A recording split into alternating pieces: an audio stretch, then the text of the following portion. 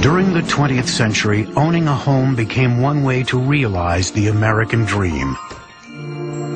The government promoted this idea by giving tax deductions for mortgage interest payments.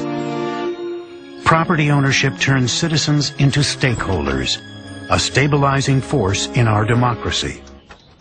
We want everybody in America to own their own home. We want more people owning their own home. It is in our national interest that more people own their own home.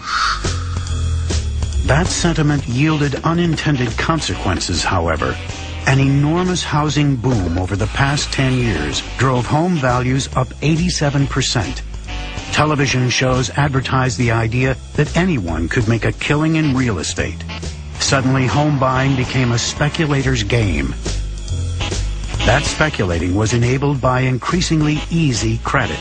We had a mad housing boom. All manner of people were able to afford mortgages. People borrowed against their homes.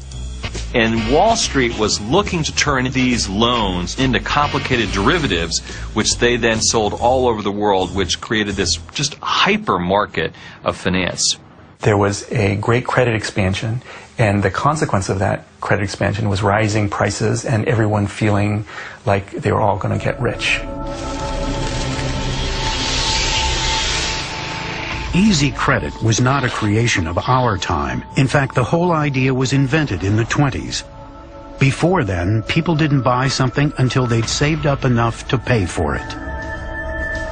Virtues like thrift and frugality and hard work, all of that changes almost overnight in the 1920s.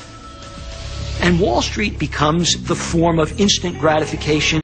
Women, for the first time, became significant participants in the marketplace. Beauty parlors have ticker tapes installed in them for women to do their trading while they were taking care of their hair.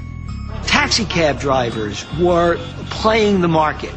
People were caught up in the frenzy. Stock prices soared all during the long Wall Street boom of the 1920s, fed in part by the availability of credit. Buying stocks on credit, called buying on margin, encouraged speculation, which in turn fed the stock market bubble. Just like the 20s, easy money in our day helped fuel the housing bubble. When the Fed dropped the overnight rate to 1%, mortgages became so cheap, virtually anybody could afford to buy a house. There's nothing quite like very low interest rates for getting us into trouble. They lead people to take imprudent steps, to borrow much more than they should, to speculate much more than they should. Mike Francis witnessed firsthand how easily banks handed out mortgages and loans at his former job as executive director at a leading mortgage trading desk. A liar's loan would be another nickname that we had for a type of loan in the industry. The borrower gets to state how much they make. They could lie about what that amount of money was that they made, because we weren't going to verify it.